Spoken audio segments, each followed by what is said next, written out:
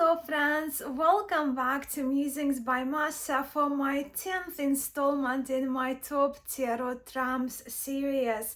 Today we are at key 9, the Hermit, which is possibly one of the most loved Arcanum by many.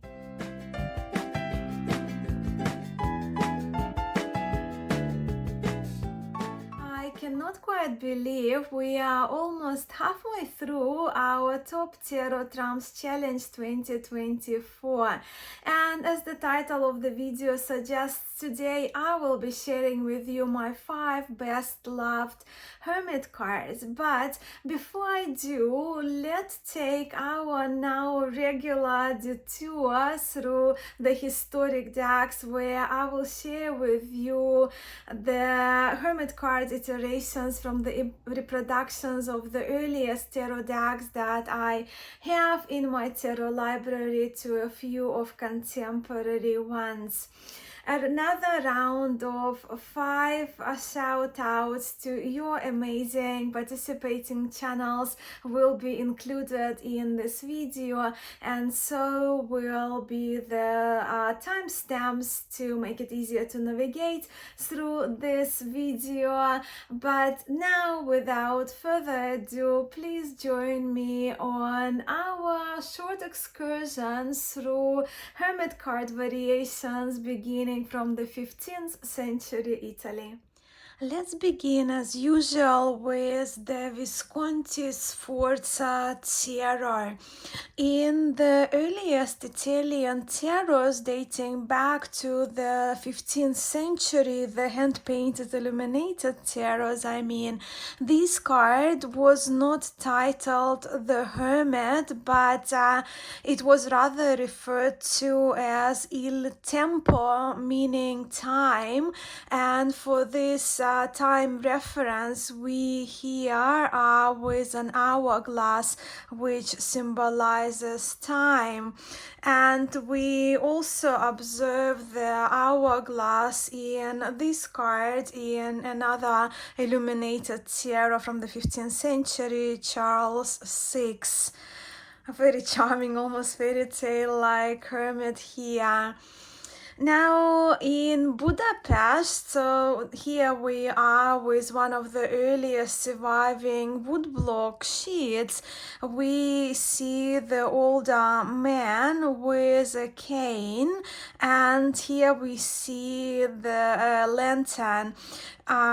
Number 11, because well, in certain Italian decks this card was numbered 11 as it went in the sequence after the wheel. But what is interesting in the Budapest tarot is that we see the earliest representation of the model, so to speak, for the future Tarot de Marseille decks, which since the beginning of Marseille Tarot de Marseille decks preserved the consistency of the hermit being an old man with the beard, with the cane, carrying a lantern which isn't at his eye level or higher. In Rosenwald, the hermit card, right? Still at the time it wasn't referred to as a hermit, but here we are with a hunchback on crutches, and while we do see those previous two hermits there with sort of rounded spines, possibly because of their age, this one seems to be clearly a hunchback, or il gobbo, Italian il gobbo, which was another name for this card. So hunchback and the time, right? Il gobbo and il tempo. Then in Minchiate Florentine, again the old man with rounded spine, two crutches, and possibly a deer that we see. And now this is the hermit from the Jean Noblet tarot. and this hermit does take us back to this Budapest pattern, doesn't it? So in Jean Noblet tarot, of course, we are here with one of the earliest decks that actually has the title, right? So now they're titling in around 1650, titling this card as the Hermit. And then in Michele Tarachino, and this is the second half of the 17th century, he is nude, the hermit is nude, but is has got his wings on together with the crutches. But also those wings, they could be an indication of, as the saying goes, time flies, right? As time does fly fast. And of course the older age and the crutches signify his elderly age.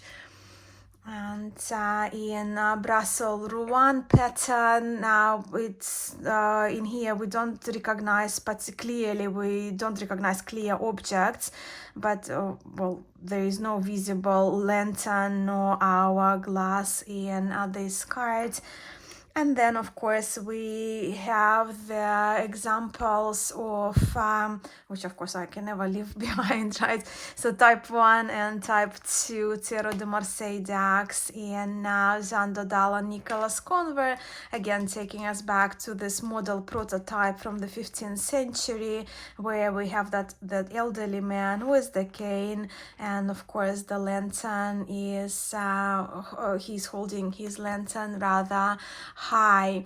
Now, what we have observed thus far as we're moving now into later 18th and 19th century tarots is that what we now call the Hermit card depicts an old bearded man with a hunchback in the earlier decks, at times with the crutches or a walking stick or cane, and at times with wings as well, that we saw in the earlier deck of Michele as an example. But what we do see in our hermit is that the hermit is walking alone, carrying an hourglass, as we've seen in the earlier decks, and lantern later, which the hourglass perhaps was misinterpreted from, and then from we have from the earlier Marseille decks the title, we have the addition of the title, the Hermit.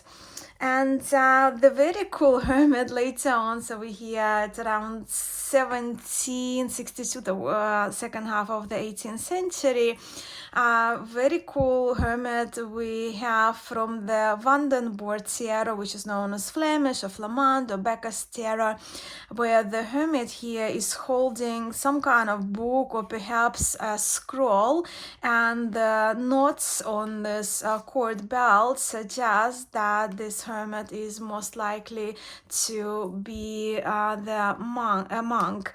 Now, in the next three cards here, which go back to the 19th century, we observe a clear reference to these three hermits as monks, who perhaps even the suggestion was that depiction that the monks that who announced their life as the householder. So this is Jacob Jorga, and the hermit is dressed in dark brown robes, reminiscent of the dark brown robes of the monks of the Capuchins, right? I mean, the order of friars, minor Capuchin, and here even the title of the cards for the number 9, right? So it's already numbered, as we are familiar with Les Capuchin, right? The Capuchin monk of the order of friars, minor Capuchin. Now in Vergnano tarot, so we here, like as I mentioned, with the 19th century decks, again, very clearly we see that the hermit has a rosary either over his arm or perhaps tied to his belt, where in Edoardo Dotti, another Italian tarot of the later 19th century, the hermit is wearing this hooded brown cloak, as we have seen in this Capuchin card. These previous depictions, they're pretty consistent though with what we have been seeing now from the 15th century to towards the end of 19th century, right? That our hermit that walking with the cane, a lantern or an hourglass, but then we have Giovanni Vacchetta tarot, again late 19th century, and here another figure that is suggestive of a monk, perhaps again of the order of Capuchins, because of the cord belt and the knots on the belt and the hooded brown cloak. But the monk here is rather seated. The lantern is not the main part of the picture. The lantern is just on the ground, and perhaps he is just taking a respite, a rest, because he walked that long path. Now, in the late 1800s, occult Oswald's Worth tarot. In this Worth tarot, a snake is added, hinting on the virtue of prudence to be associated with the hermit. Then, of course, this is the very popular depiction for most of us in the West, the hermit from Coleman Smith tarot. And here the hermit is standing on the mountain with a lantern containing the 6-pointed star. Of course, I had to bring out the Thoth hermit as well. And with, of course, Alistair Crowley, we have the Kabbalistic and astrological references added. And here just a few examples from the popular contemporary tarot decks, Druidcraft, the Guild tarot, where the hermit with their back to us, but also 6-pointed star. The interesting hermit as an older woman comes from the tarot of the abyss, and again here, as we have seen in this worst tarot, the snake is that added symbol that Anatolian decided to include. And yeah, so the snake can be the symbol of renewal, shedding the skin, prudence, wisdom.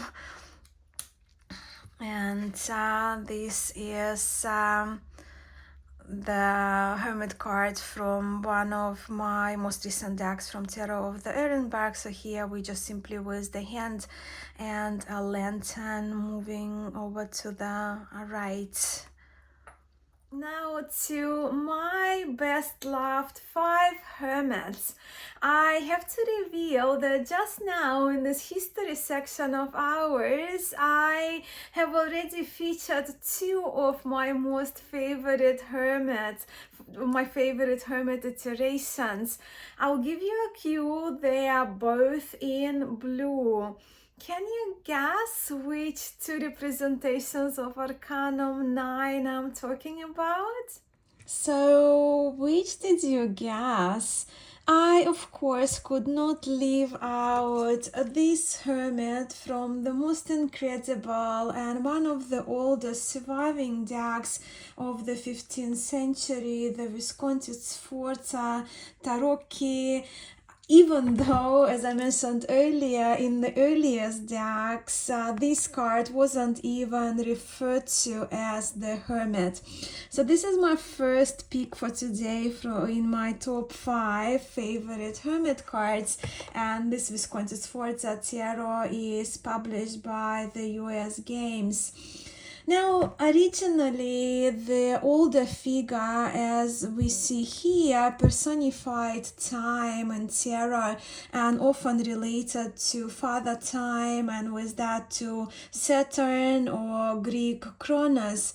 So in the earliest tarots, this image that we now habitually, if you will, label as the hermit was called Il Tempo, the time, Il Gobbo, the hunchback, or Il Vecchio, old man. And I think this card is a great representation of all three, the time, the hunchback, and the old man, that this card used to be known for.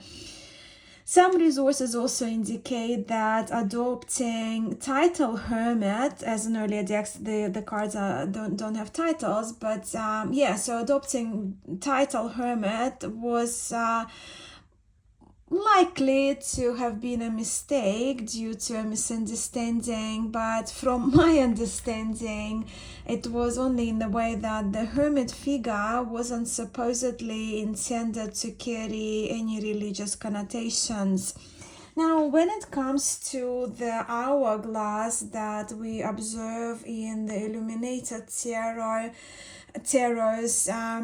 we can hypothesize as well that the hourglass could have been mistaken for the lamp that we are accustomed to in our later and contemporary tarots that later tarot decks adopted. But when it comes to this pick of mine, this choice of mine as the first of my favorite 5 hermits, not only I love this painted card, but I also actually know how the blues and the golds of the original 15th century deck look.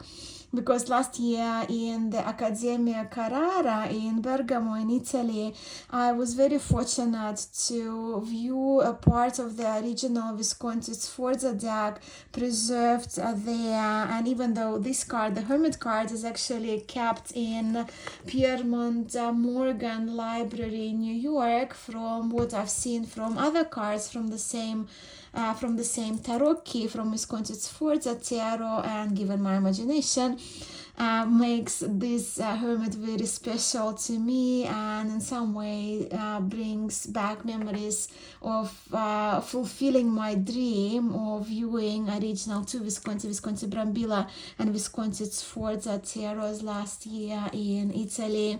So this one absolutely had to be in my top 5. Now, next, this hermit is another favorite of mine, and this one comes from the Jean Noblet Tarot de Marseille.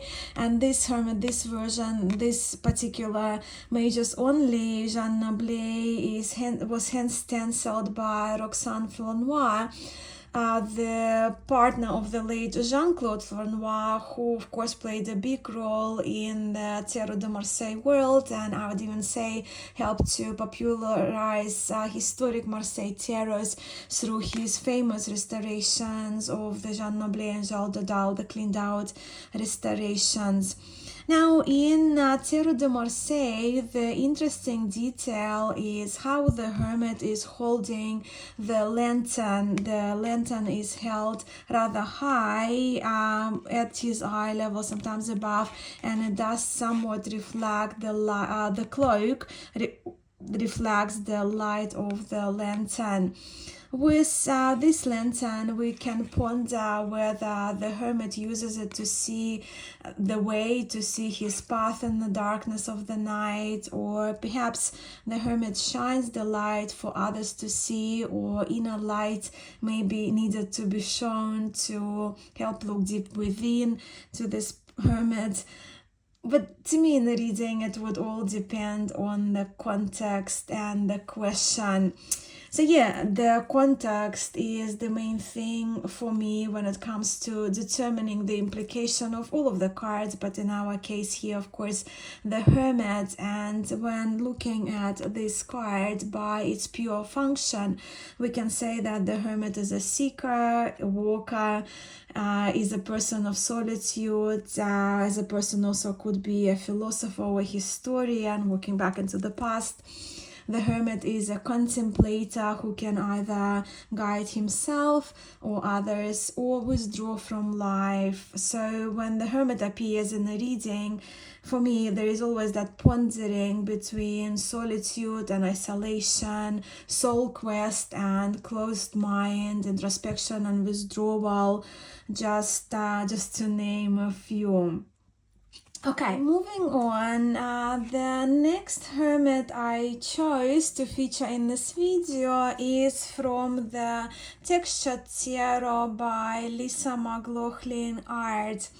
In this image, in this hermit card, we see a woman of an advanced age, an elderly woman in a hooded cloak, kind of patch type of cloak, right? If we look into the card, and she is walking with a cane, with just meaning with the head of a snake.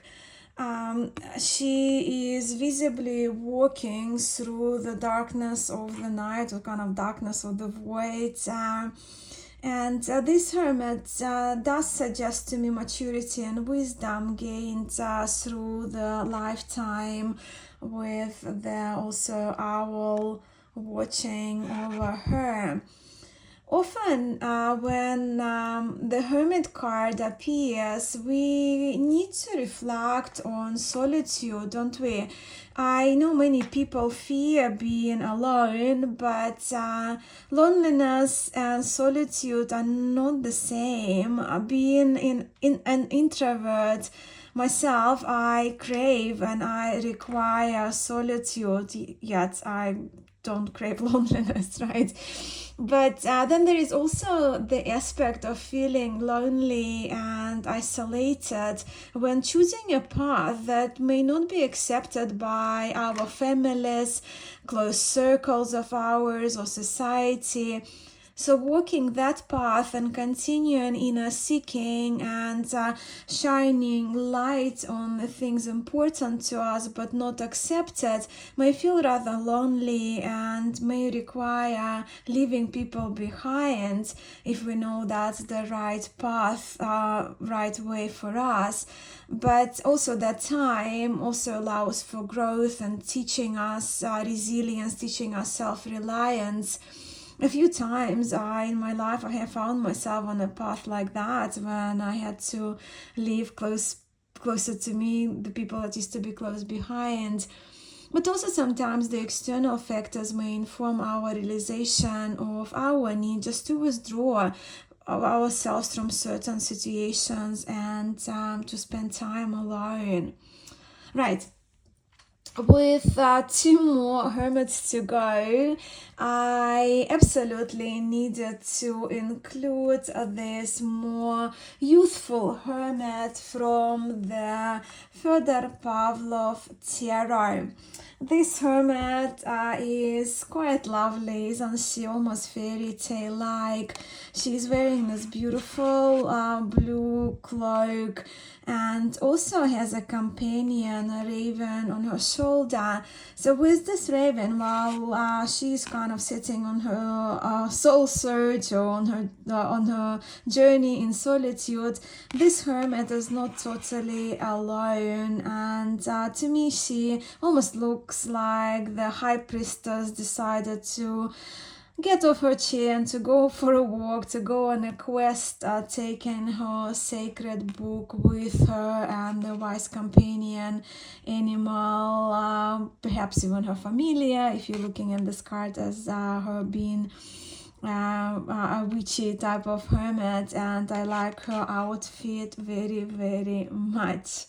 And then to my last, one of the most special hermits and a treasured favorite of mine. I love everything about this hermit, from Marco Benedetti's Visconti, Homage, Tarocchi, Genius Tarot, if you ask me.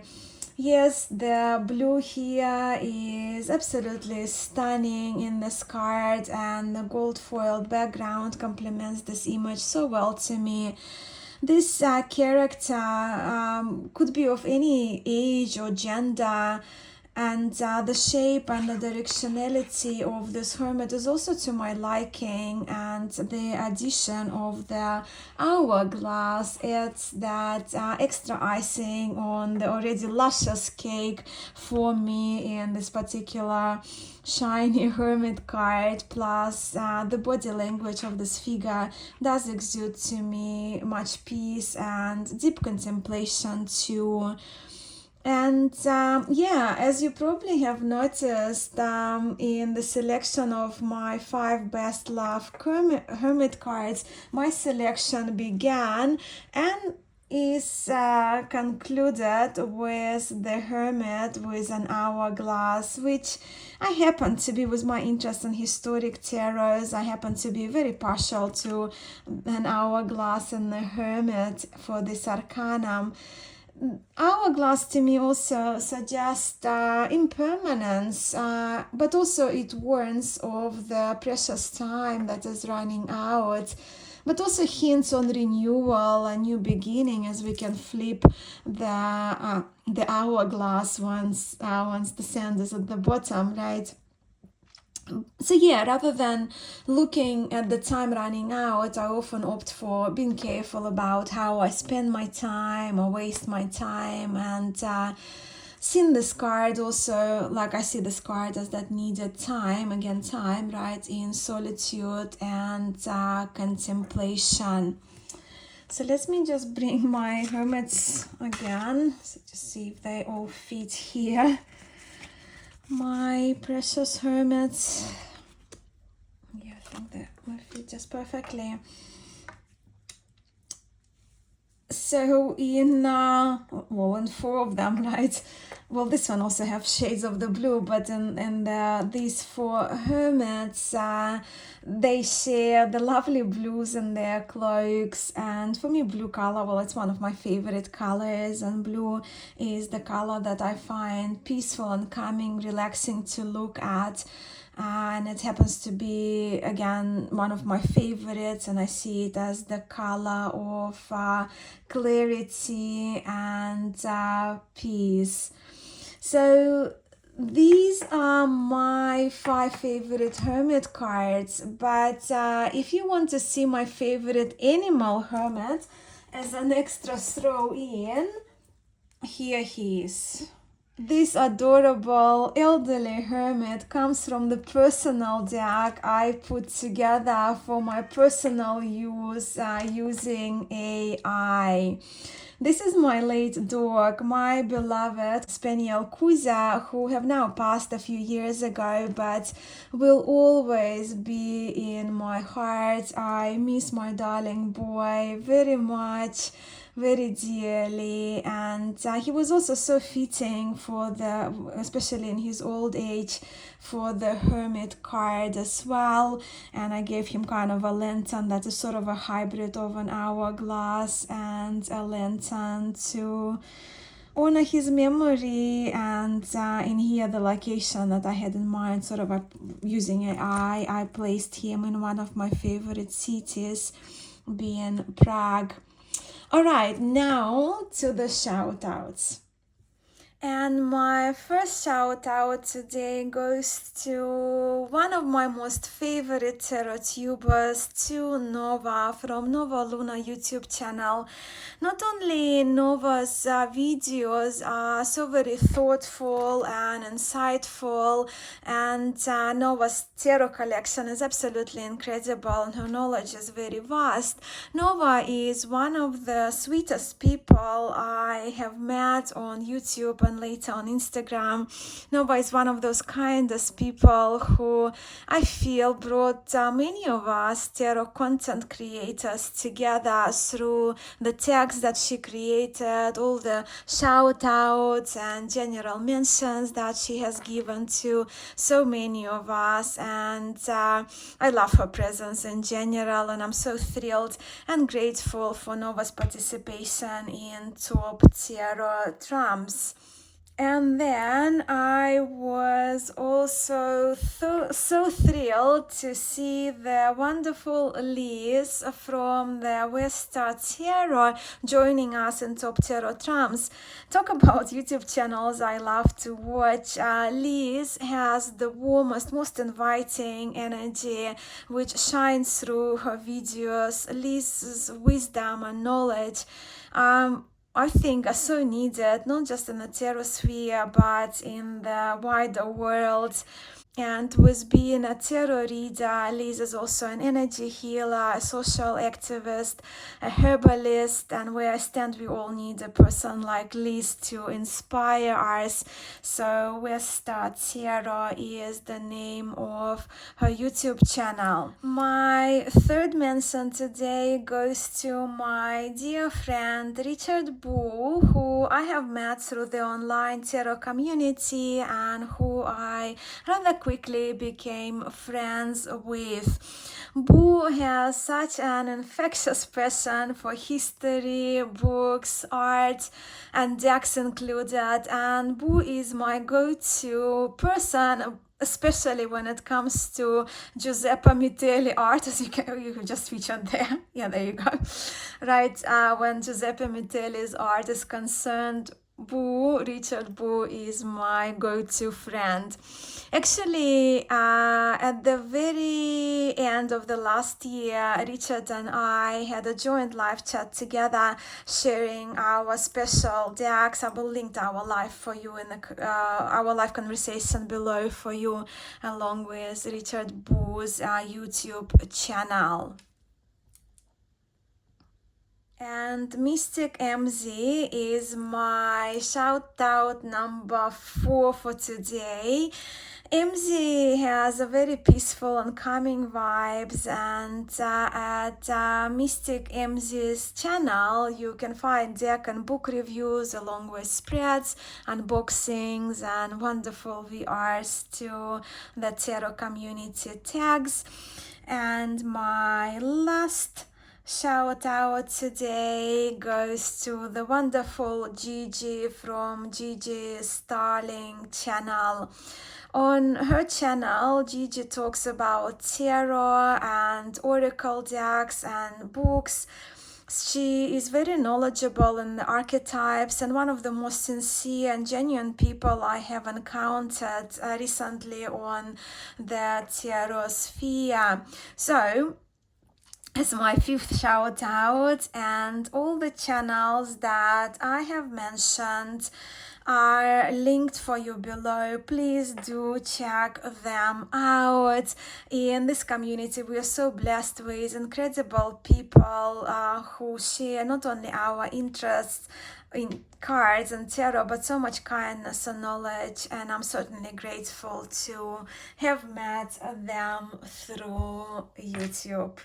I hope you enjoyed this installment, and as I love the Hermit card too, I am especially excited to see your selection of the Hermit cards. So I won't hold you any longer, but before I go, I want to express my gratitude for you for being here, for your support and for your participation in Top Tarot Trumps. I shall see you in a couple of weeks for the Wheel of Fortune, but until then, I'm sending much love to you all, and I'll talk to you soon.